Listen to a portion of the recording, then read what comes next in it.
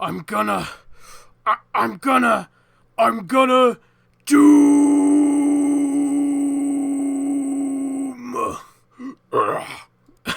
Oh boy.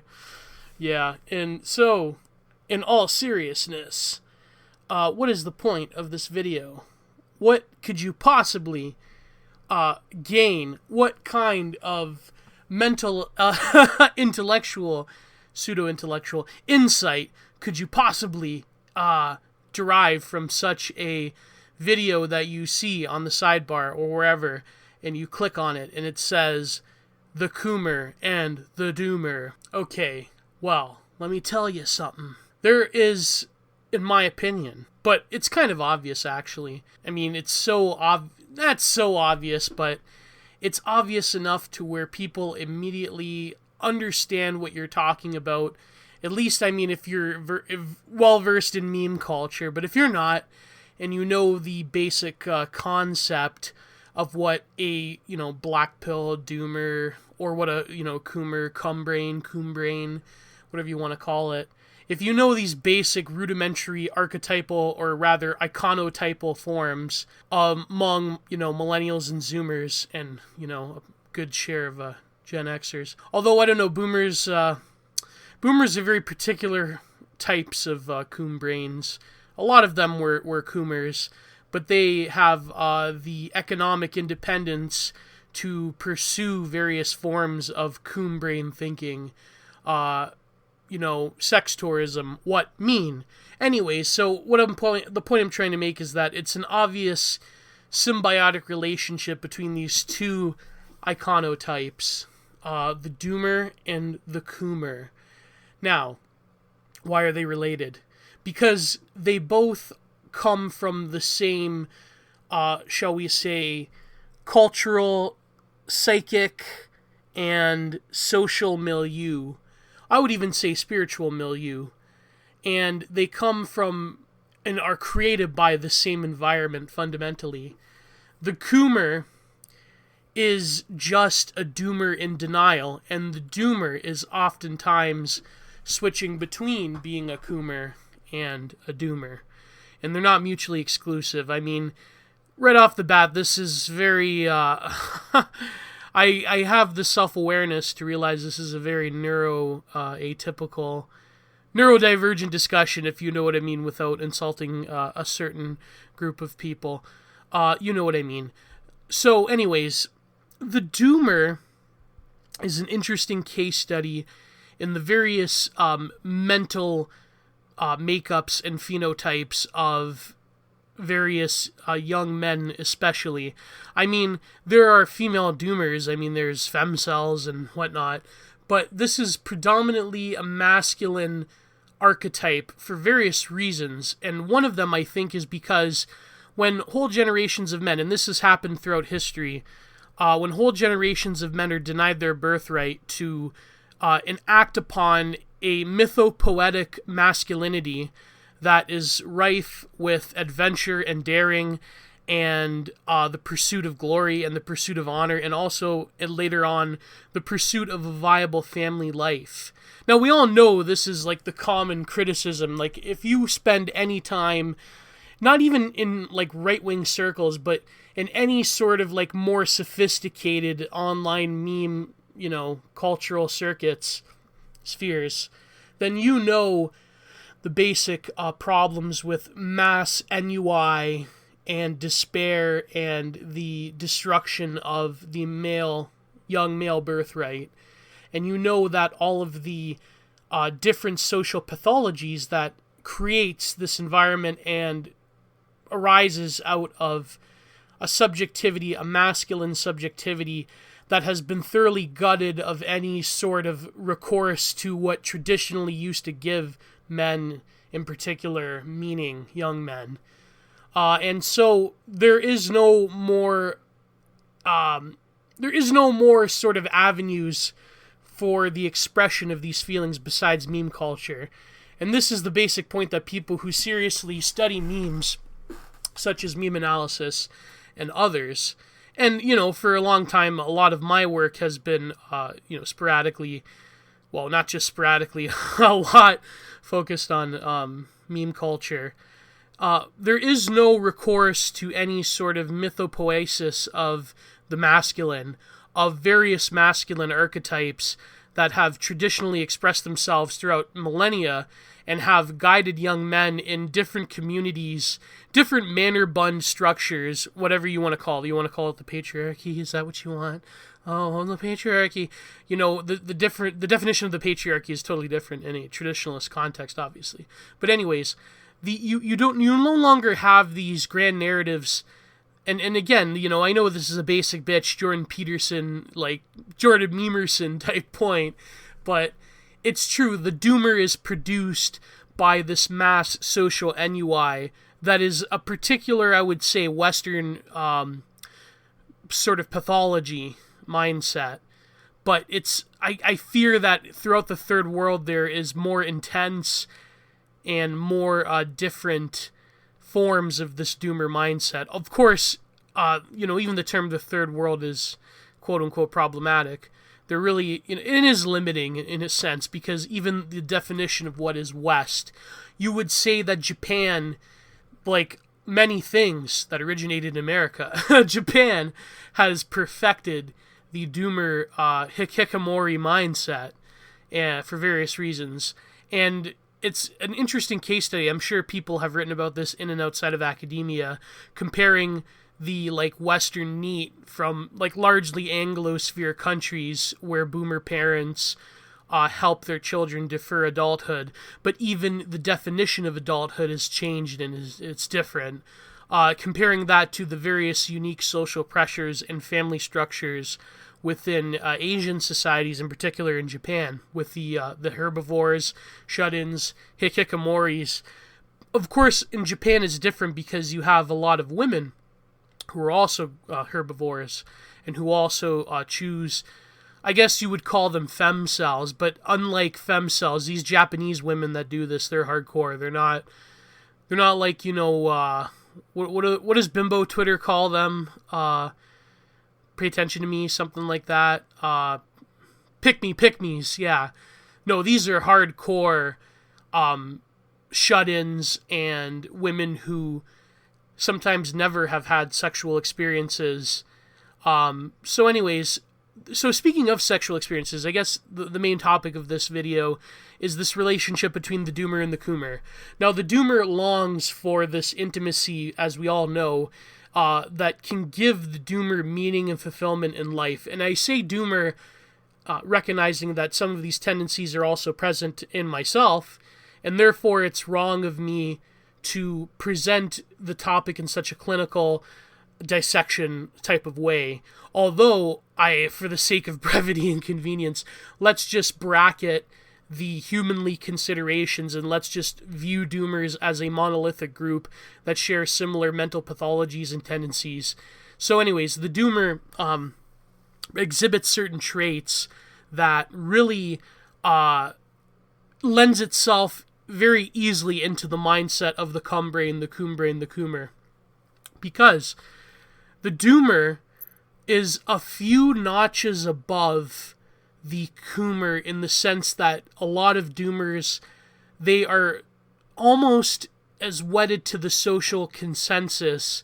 And this is a very scary, hidden type of stark realization that a lot of people online don't want to realize this, that the doomers are just as wedded to the social consensus and the order of things as any, like, normie, like, shitbrain, like, fucking Jessica, whatever, Chad, Stacy, whatever you want to call it, some stupid meme language, but they're just as wedded to, in a lot of ways they exhibit certain over-socialization tendencies that normies do, but it's a negative sense. It's different in that they can analyze the social structure and they can look into what is happening, and they can pick apart the different problems from a social gestalt. So with meme culture, we're seeing a, almost reintroduction of gestalt therapy.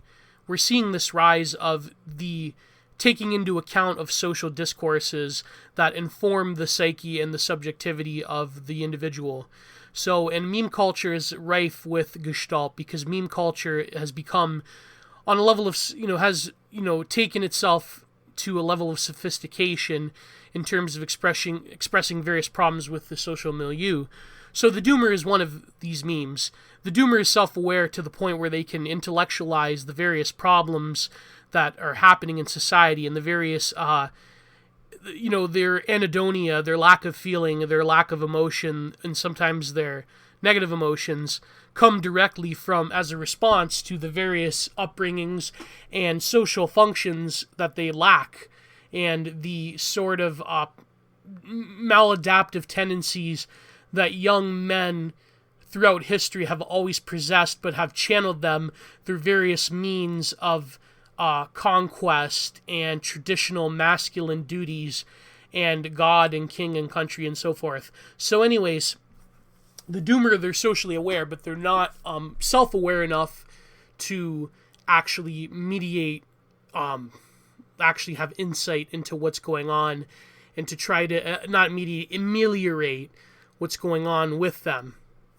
And so, therefore, the Coomer is the B-side, I would say, to the doomer, because the Coomer shares a similar sort of, but it's a hidden mindset. It's not a very conscious mindset. It's an unconscious sort of upsurge.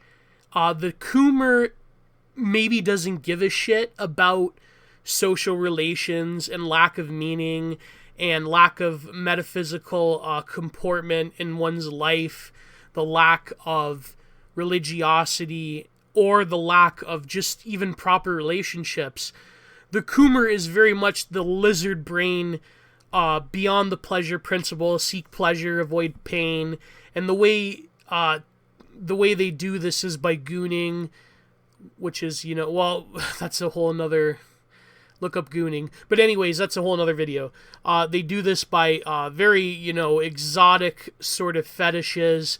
They do this by sexualizing virtually every single experience in life because they are attached to a very primal lizard brain, I must copulate sort of mindset. But they are still products of the, they're still products of the environment that the doomers are a product of. It's just that the doomers have an awareness of it. But the Coomer is like the doomer driven to its logical conclusion.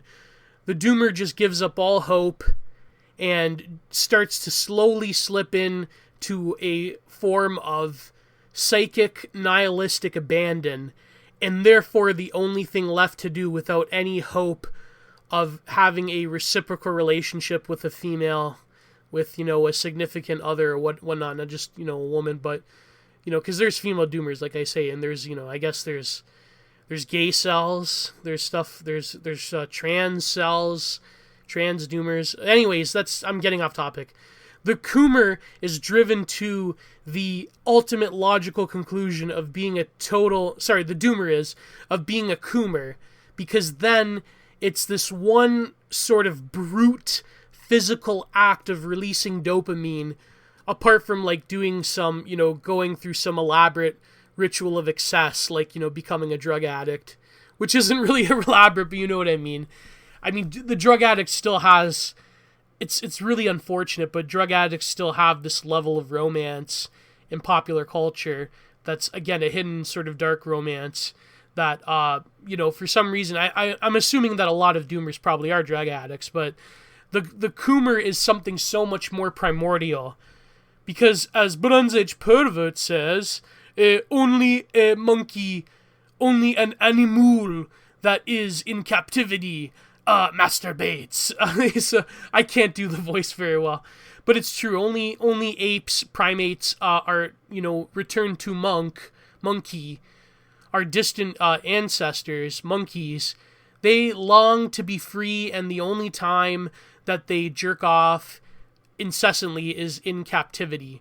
So we have to realize that we are similar. Our primate return to monkey brains are expressing themselves through the Coomer, because the Coomer is that primordial, basic lizard monkey brain of just deriving pure animalistic pleasure from self-gratification.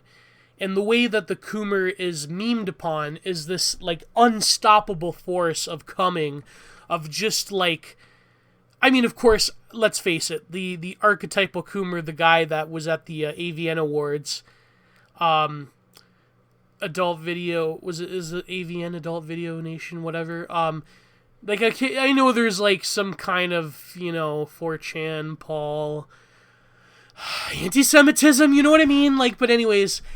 because, we know who controls the porn industry, but anyways, the point being is that the Coomer, for the average person, not like, people who are, that kept up with on Paul and 4chan and yeah, right-wing 4chan culture, the average person sees the Coomer and they see this balding, disheveled, permanent, like, grin affixed to his...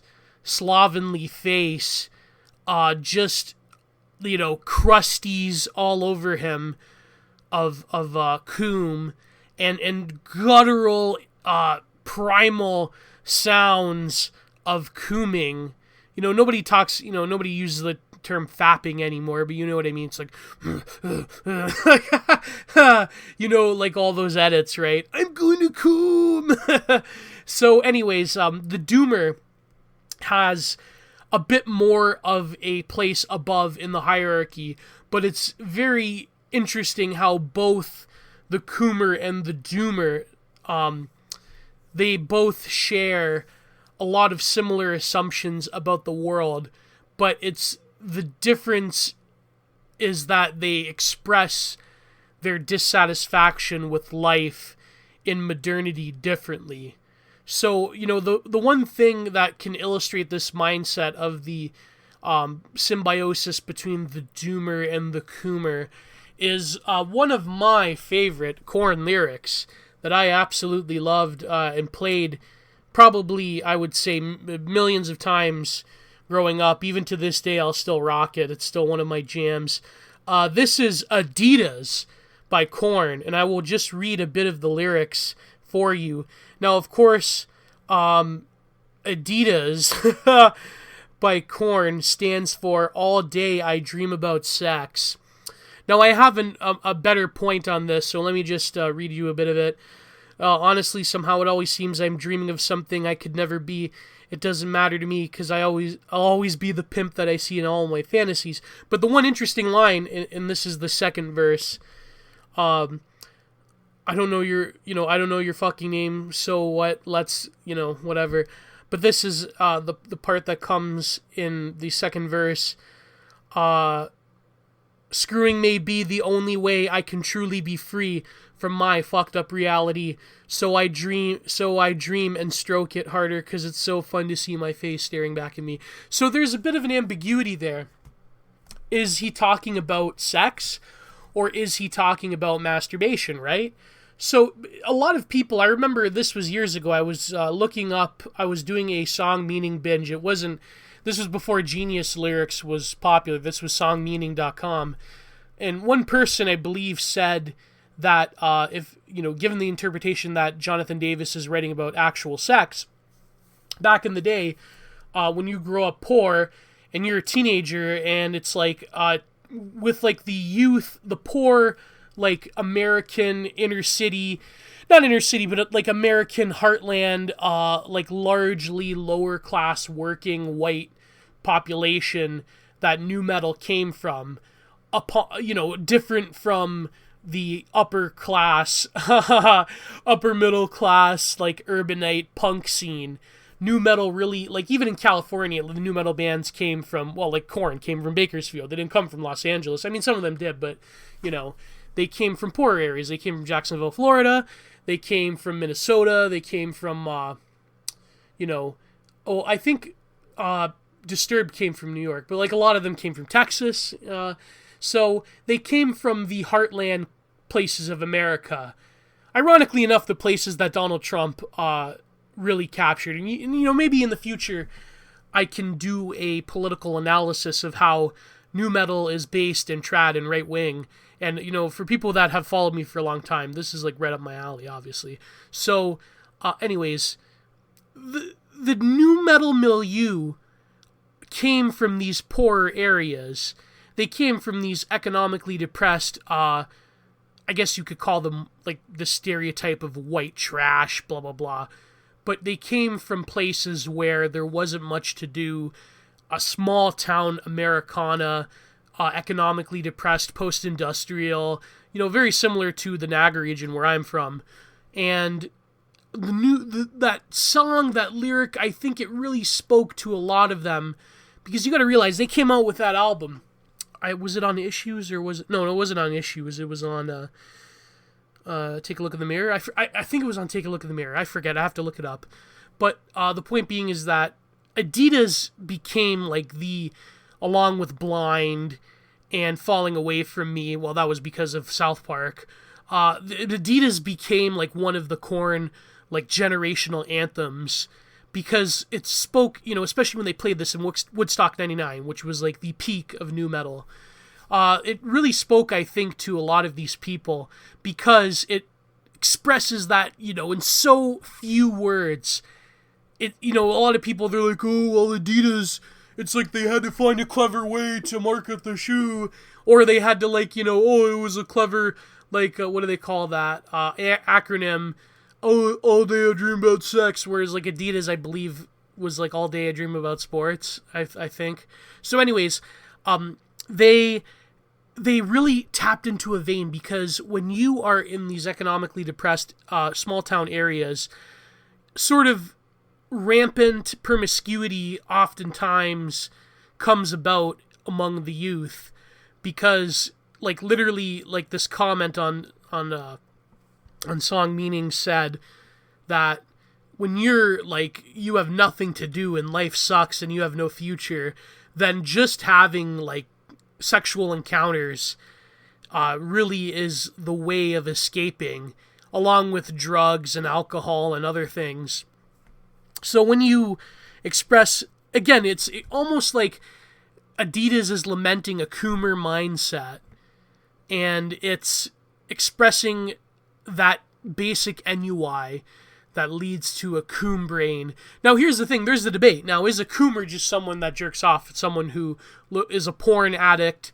And again, Korn has another song, an instrumental called Porno Creep. So it has like this funky, like porno, like 80s porno groove that Fieldy does. So, but does the coom brain, the coomer, they almost by necessity have to be alone, like the doomer. They have to be someone that is, stuck in a goon cave, looking at pornography, not coming outside, not going and interacting with women, because all of their social skills plus their dopamine centers have been absolutely fried in their brains. And the doomer as well experiences the social outcast nature that comes about from not being very social and not being very socialized, but yet at the same time living off of the social consensus in a negative sense. So the coomer, it's the modern millennial zoomer coomer is even more detached from the primal experience of sexuality than what is being described in the song ADIDAS by Korn. It's even more of an abstraction. It is literally onanism. It's literally self-gratification. So the doomer as well seeks a form of mental masturbation by constantly lamenting and ruminating. There's an old word. My old man loves that word. Ruminating over the experiences they've had via negativa, the various, not just negative experiences, but also negative social and economic and cultural situations that they find themselves in. And therefore, the doomer is playing more of like a higher brain, intellectual, abstract form of onanism, a form of mental onanism, by constantly, and I've been there, I am this, constantly lamenting the state of modernity and almost like mentally masturbating over their lot in life and why everything, it's not that everything is not their fault. Sure, at the end of the day, a lot of them actually realize that a lot of their life decisions they're responsible for. But it's very easy to intellectualize that by then saying, yes, I fucked up, and yes, I can do better. Oh, but society, we live in a society! Like, and hence why The Joker was one of the most relevant movies of our decade, within the last, I would say several decades. Anyway, by the way, go to the American Sun, read my Joker review if you haven't, although a lot of you probably have. I will link in the description, actually. Read, what was the title? A Clown Among the Ruins! The postmodern masterpiece in the American Sun. Anyways, so yeah, that was my Joker review. So the Doomer, they live through this more sophisticated form of mental masturbation, but the Coomer is the logical next step to further abstracting their being, their subjectivity, into a more primitive primal state. And therefore, the Doomer will embody the essence of the Coomer, and they can switch back and forth. Because the Coomer is just the next corner around the bend towards total nihilistic oblivion. And so hopefully this can make people realize that there is a fundamental kinship and symbiotic connection. There is a Taoist yin-yang wheel circulating, a little bit of the Doomers and the Coomer, and a little bit of the Coomers and the Doomer. And like Alan Watts said, it's about the spinning of both of them together that really matters. So this has just been a quick rant between the relationship between the Coomer and the Doomer. Goodbye.